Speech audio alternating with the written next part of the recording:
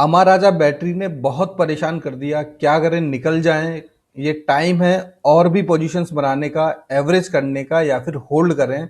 ऐसी बहुत सारी क्वेरीज जो है मुझे आई हैं अमर राजा बैटरी के लिए। तो यहाँ पे आज हम एनालिसिस करेंगे अमर राजा बैटरी का, बिजनेस फंडामेंटल और टेक्निकल एनालिसिस करेंगे। और मेन चीज कि पर्टिकुलर अभी के टाइम में हमें क्या पोजीशन बनानी चाहिए, सारी चीजों का डिस्कशन जो है टेक्निकल वाले पार्ट के अंदर करेंगे। तो चलिए स्टार्ट करते हैं। स्टार्ट करने से पहले अगर चैनल को सब्सक्राइब नहीं किया है और अगर आप फर्स्ट टाइम आए हैं तो प्लीज चैनल को सब्सक्राइब कर लें। यहाँ पे डेली बेसिस पे शाम को तकरीबन 7 बजे मैं एक वीडियो बनाता हूँ जिसके अंदर हम एक काम की बात करते हैं, मार्केट से रिलेटेड। बहुत सारे वीडियो जो हैं यहाँ पे मैंने बनाए हैं। कल मैंने एनएमडीसी का बनाया था, उससे पहले रेणुका शुगर्स का बनाया था, जेपी पावर का बनाया था, नाल्को का बनाया था, बहुत सारे Tata steel, BSL, Prince pipe, बहुत सारे तकरीबन 80+ वीडियो जो है यहाँ पे आपको मिल जाएंगे। तो आप एक्सप्लोर कर सकते हैं, हो सकता है आपके काम की भी कुछ बात यहाँ पे मिल जाए। तो चलिए स्टार्ट करते हैं अमर राजा बैटरी के ऊपर। तो सबसे पहले इसके बिजनेस के ऊपर चलते हैं, तो उसके लिए इसकी वेबसाइट के ऊपर चलते हैं। तो अमर राजा बैटरी का जो बिजनेस है वो अगर देखें यहाँ पे, तो ये जो बैटरीज वगैरह जो है वो बनाती हैं, अगर यहाँ पे आप देखेंगे तो इन सारी कंपनीज में ये लिस्टेड है। यहाँ पे हमारा जब battery, electronic, infra, power system, Mangal Industries, और ये सारी जो है इन्हीं की कंपनी है। गल्ला फूड सॉरी। सो बहुत सारी जो है एक डाइवर्सिफाइड जो है इनका बिजनेस है, नो डाउट, जिसके अंदर वन ऑफ द कंपनी जो है अमर राजा बैटरी है यहाँ पे। और अगर इसके बिजनेस की बात की जाए पर्टिकुलरली, तो अमर राजा बैटरी एक मार्केट लीडर है बैटरीज वगैरह बनाने के लिए। स्पेशली जो कार बैटरीज जो बनती हैं उनके लिए मार्केट लीडर है। उसके अलावा जो कमर्शियल व्हीकल्स वगैरह होते हैं उनके लिए भी ये बैटरीज वगैरह बनाते हैं। तो ये बेसिकली इनका जो है काम है यहाँ पे। और ये इन्होंने सारा इनका जो बिजनेस है, चाहे वो इंडस्ट्रियल बैटरीज के रिलेटेड हो, फूड एंड बेवरेजेस के रिलेटेड हो, पावर इलेक्ट्रॉनिक्स के रिलेटेड हो, सारा जो है इन्होंने यहाँ दिया हुआ है, मेटल फैब्रिकेशन से रिलेटेड हो। तो ये एक डाइवर्सिफाइड बिजनेस में है, नो डाउट। जब बिजनेसेस डाइवर्सिफाइड कंपनी करती है तो वहां पे जो है रिस्क जो होता है वो कम हो जाता है, और वो जो कंपनी के लिए लॉन्ग रन के लिए as well as for short run के लिए हमेशा अच्छा होता है।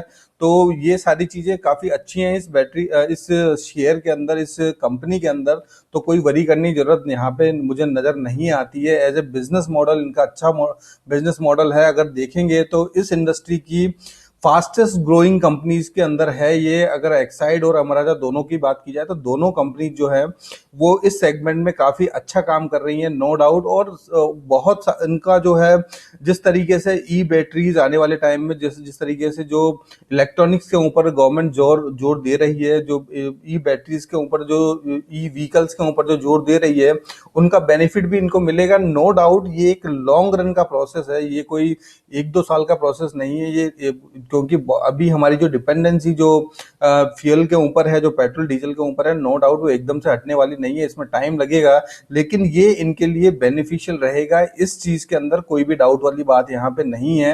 अब वो हो सकता है कि शॉर्ट टर्म में ना हो, लॉन्ग टर्म में हो, लेकिन होना जरूर है, नो डाउट। उसके अंदर कोई वरी करने की यहाँ जरूरत नहीं है। यहाँ 7 कंपनीज के अंदर 16 बिजनेसेस और 16,016 पीपल जो है वहाँ काम करते हैं। और जो ग्रॉस रेवेन्यू इनका जो है 1.35 बिलियन इन्होंने जो है यहाँ पे दिया हुआ है, जो कि अच्छा खासा बिजनेस जो है वो नजर आता है यहाँ पे। तो ये सारी बातें जो है बिजनेस के रिगार्डिंग हो गई। और भी गवर्नमेंट ने प्रमोट करने के लिए कुछ पीएलआईज वगैरह भी अप्रूव की है। इनके जो कमर्शियल जो बैटरीज वगैरह होती हैं, कमर्शियल जो प्रोडक्ट्स ये बनाते हैं, उसके लिए तकरीबन 18,000 करोड़ की पीएलआईज भी जो है गवर्नमेंट ने इनको दी है। अब इनको इन द सेंस पूरे सेक्टर को दी है, तो उसका भी बेनिफिट जो है इन्हें जरूर मिलेगा। तो ये हो गई इसके बिजनेस की बात। अब चलते हैं इसके फंडामेंटल्स के ऊपर, कि फंडामेंटल में देखते हैं कि क्या ऐसा हुआ कि शेयर इतना कंसोलिडेट हो रहा है। कुछ रीजंस हैं भी, या फिर अक्यूमुलेशन हो रहा है, क्या हो रहा है, वो सारी चीजें जो है फंडामेंटल्स के अंदर देखते हैं। यहाँ पे अगर मार्केट कैप देखा जाए तो 12,614 करोड़ का है, बुक वैल्यू 246, और करंट प्राइस 738 पे ये ट्रेड कर रहा है। अगर देखेंगे आप इसका करंट में जो इसका जो हाई था वो तकरीबन 1,000 रुपए पे था। तो तकरीबन यहाँ से जो है 26-27% जो है डिस्काउंट पे ये ट्रेड कर रहा है। स्टॉक भी 19.5 है, जो कि अभी के मार्केट के हिसाब से कंफर्टेबल नजर आता है, नो डाउट। आरओसी 22% है। 20 के ऊपर मैं प्रीफर करता हूँ, 22 इज ए गुड नंबर। डेट कंपनी के पास नाम मात्र का है, नो डाउट।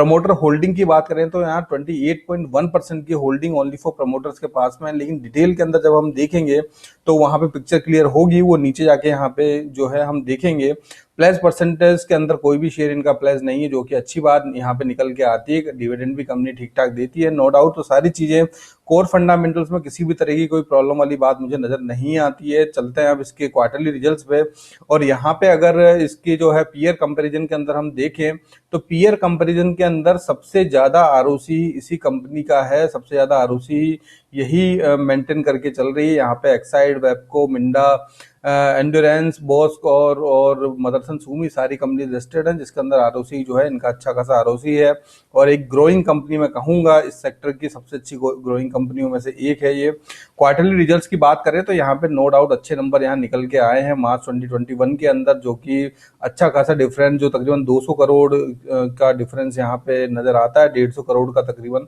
जो कि अच्छा नंबर है। और यहाँ से जो है जो पेंडेमिक की वजह से जो सेल्स गिरी, उसके बाद में जो है रेगुलरली इनके अंदर जो है एक अपसाइड में ही चीजें कंसिस्टेंटली जो है देखने को मिल रही हैं, तो अच्छी बात है। ऑपरेटिंग प्रॉफिट यहाँ पे अच्छा खासा इंक्रीज हुआ है, कंसिस्टेंट कहूंगा मैं। ओपीएम भी यहाँ पे कंसिस्टेंट है, अदर इनकम यहाँ पे कंसिस्टेंट है पिछले क्वार्टर के मुकाबले। और अगर प्रीवियस क्वार्टर से कंपेयर किया जाए तो यहाँ मार्च 2020 का जो डेटा था वो 15,181 करोड़ था, और यहाँ 2100 करोड़ है, तो अच्छा खासा डिफरेंस यहाँ निकल के आता है। प्रॉफिट बिफोर टैक्स देखा जाए तो वो भी कंसिस्टेंट है, नेट प्रॉफिट देखा जाए वो भी कंसिस्टेंट है। प्रॉफिट एंड लॉस के अंदर अगर हम आए तो ईयर ऑन ईयर सबसे ज्यादा सेल्स के नंबर इसके नजर आते हैं, उसके अंदर कोई डाउट वाली बात नहीं है। ऑपरेटिंग प्रॉफिट यहाँ पे लाइफ टाइम हाई पे है, वो भी अच्छी बात है। Profit before tax life time high पे है, वो भी अच्छी बात है। नेट प्रॉफिट यहाँ पे जो है लाइफ टाइम हाई तो नहीं है, लेकिन यहाँ पे पिछले साल जो है इससे ज्यादा था, अभी उससे कम है, सेकंड हाईएस्ट है यहाँ पे। बैलेंस शीट की बात करें तो यहाँ बैलेंस शीट के अंदर कॉन्टिन्यूसली इन्होंने अपने जो है रिजर्व्स बढ़ाए हैं, देखेंगे आप कॉन्टिन्यूसली इनके रिजर्व्स बढ़े हैं, और करंट में 4,193 करोड़ का इनके पास रिजर्व्स है, जो कि अच्छा खासा नंबर है और कंसिस्टेंट जो है ग्रोथ है। तो ये एक फंडामेंटली जो कंपनी स्ट्रांग होती है उसकी ये इंडिकेशन होते हैं, नो डाउट। बोरोइंग जो है इन्होंने बोरोइंग कुछ इतनी ज्यादा बोरोइंग नहीं है इनके मार्केट कैप के सामने, और यहाँ पे जो है टोटल लायबिलिटीज इनकी जो है 5797 की है। अगर इन्वेस्टमेंट देखा जाए तो कंपनी ने अच्छा खासा इन्वेस्टमेंट जो है इस साल के अंदर अच्छा खासा इन्वेस्टमेंट भी किया है, जो भी लाइफ टाइम हाई का इन्वेस्टमेंट है। यहाँ पे टोटल एसेट्स जो है इनके पास में वो भी अच्छे खासे हैं, तो सारी जो लायबिलिटी और टोटल एसेट का नंबर मैच करता है, तो दोनों यहाँ पे जो एसेट्स जो है वो यहाँ पे लाइफ टाइम हाई के हैं, और सारी चीजें यहाँ पे जो है अच्छी नजर आती हैं। कैश फ्लो में बात की जाए नंबर पॉजिटिव में है, नो डाउट पिछले साल से कम है, लेकिन पॉजिटिव में नंबर है और अच्छा खासा नंबर है, तो कोई वरी करने की जरूरत यहाँ पे है नहीं।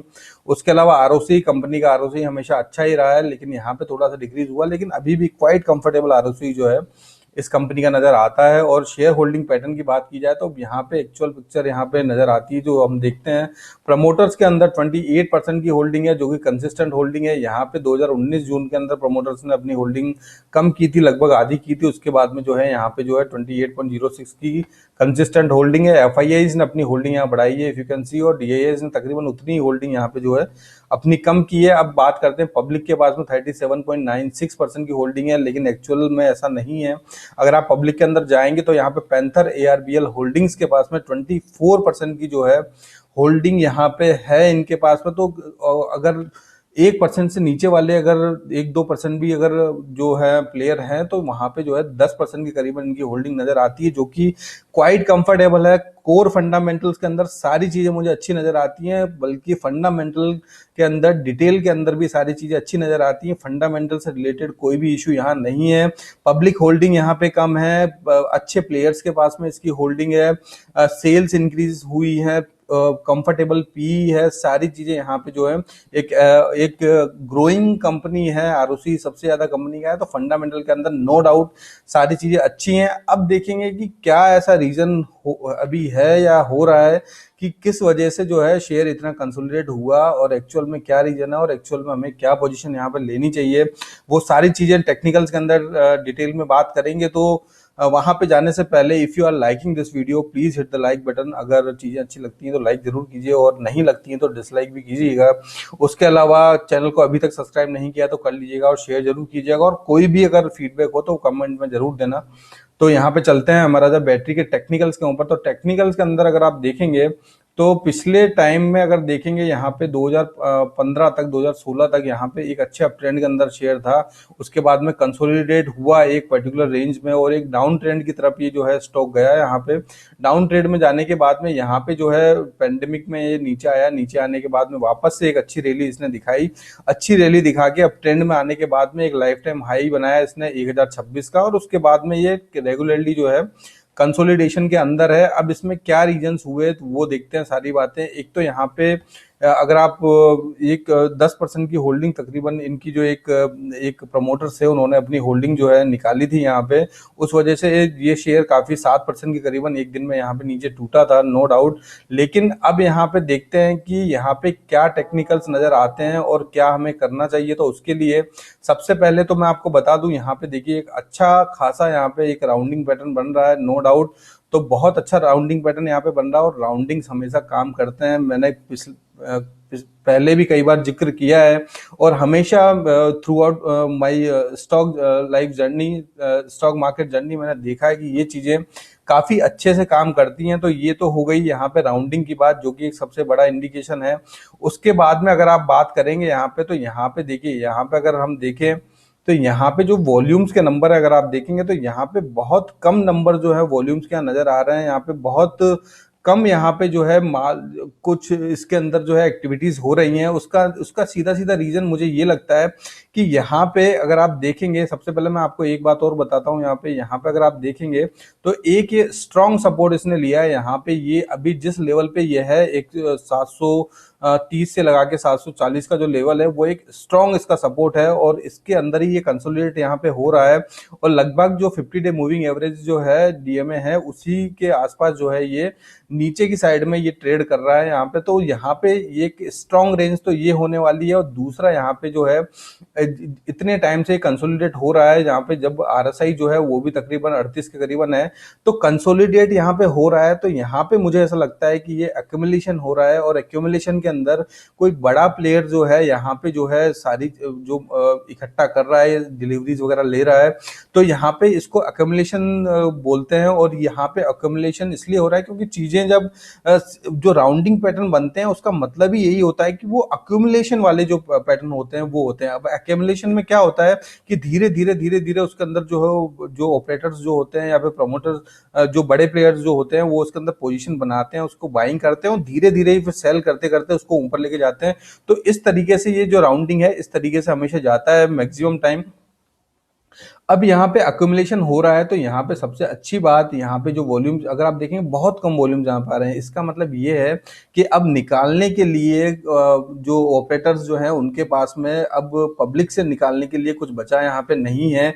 इसीलिए एक पर्टिकुलर रेंज में ये कंसोलिडेट हो रहा है और मुझे लगता है कि अब बहुत जल्दी इसके अंदर एक अच्छे खासे मूवमेंट्स देखने को मिलेंगे इस पर्टिकुलर शेयर के अंदर। और मैं बिल्कुल पॉजिटिव हूँ कि यहाँ पे जो है ये अपसाइड के अंदर ऊपर की साइड में इसके अंदर जो मूवमेंट देखने को मिलेंगे। नीचे जाने के चांसेस बहुत कम है क्योंकि एक तो ये स्ट्रॉन्ग सपोर्ट है और दूसरा ऑपरेटर्स के पास में अब कोई रीजन नहीं है इसको नीचे ले जाने का, क्योंकि पब्लिक के पास में ऑलरेडी 10% से नीचे की होल्डिंग है और उसमें से बहुत से लोगों ने यहाँ पे जो है इन बीच बीच में यहाँ के लेवल्स पर, यहाँ के लेवल्स पे बिल्कुल निकाल दिए होंगे, ये स्टॉक यहाँ से निकाल दिए होंगे, नो डाउट। तो एक अच्छा खासा अक्यूमुलेशन यहाँ हो चुका है ऑलरेडी और अब कोई रीजन मुझे नहीं लगता है कि यहाँ से जो है स्टॉक नीचे आने के कोई चांसेस हैं।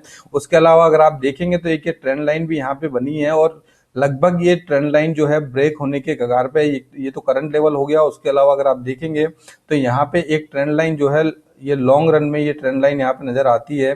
तो ये ट्रेंड लाइन अगर आप देखेंगे तो दोनों ट्रेंड लाइन जो है लगभग इसी लेवल पे है यहाँ पे। और यहाँ पे जो है अब मुझे लगता है कि एक अच्छा खासा मूवमेंट जो है इस स्टॉक के अंदर अपसाइड में देखने को मिल सकता है। मैं इस लेवल पे इस स्टॉक के अंदर बुलिश हूँ और जो लोग कहते हैं कि बहुत टाइम से कंसोलिडेट हो रहा है, इसके अंदर कुछ नहीं हो रहा है, कुछ एक्टिविटी नहीं हो रहा है, क्या करें, बहुत से लोग जो घबराए हुए हैं उनको मैं कहता हूँ स्टॉक मार्केट जो है और स्टॉक जो है इसी तरीके से काम करते हैं। कभी कभी जब एक दिन के अंदर 20% भी तो स्टॉक भागता है, राइट। तो कभी कभी ऐसा भी होता है कि 6 महीने 1 साल के अंदर भी वो नहीं भागता, लेकिन जब उसके अंदर रैली आती है तो एक अच्छी खासी रैली आती है। तो इन चीजों से परेशान होने की जरूरत नहीं है। चीजें इसी तरीके से काम करती हैं स्टॉक मार्केट में, और इसी को पेशेंस बोला जाता है, इसी को पेशेंस बोला जाता है। पेशेंस का मतलब कोई 10 साल 20 साल तक किसी पर्टिकुलर स्टॉक को बाय करके भूल जाना नहीं होता है। यही जो है एक पेशेंस लेवल यहाँ पे टेस्ट होता है। और उसका अगर आप, बहुत सारे लोग ऐसे होंगे जो अपना अपना पेशेंस जो उन्होंने निकाल दिया है और यहाँ पे जो निकल गए होंगे, लेकिन हमें बिल्कुल भी जो है ऐसा नहीं करना है, और हमें वेट करना है एक अच्छी अपॉर्चुनिटी का, एक अच्छे गेन का। जो हमारे टारगेट जो हमने लिए हैं, वो टारगेट जो अचीव करने वाले जो टारगेट है उनका वेट करना है। और अगर टारगेट की बात करूं तो यहाँ पे जो सीधा सीधा फर्स्ट टारगेट तो यही नजर आता है, जो कि इसका पिछला जो हाई बना था वो तकरीबन यहाँ से 40% की ग्रोथ यहाँ पे नजर आती है। और अच्छा खासा टारगेट मैं कहूंगा कि अगले अगर 3 4 5 महीने में भी अगर ये 40 यहाँ पे जाता है तो इससे अच्छे रिटर्न्स और कुछ हो नहीं सकते हैं। तो I am bullish on it. मैंने आज भी कुछ पोजीशंस इसके अंदर बनाई हैं, और मैं आपको बनाने की नहीं कह रहा हूं, लेकिन आप एजुकेट होके कुछ अपना जो है स्टैंड ले सकते हैं, और फाइनेंशियल एडवाइजर से बात करके और अपना एनालिसिस करके आप जो है पोजीशन बना सकते हैं। मेरी कोई यहाँ पे रिकमेंडेशन नहीं है। तो ये आज की बात हो गई, कल वापस मिलेंगे। कुछ मैंने फाइंडिंग्स की, अच्छी फाइंडिंग्स की हैं, उनकी बात करेंगे, तो उनके रिलेटेड जो है सारी बातें करेंगे कल वापस।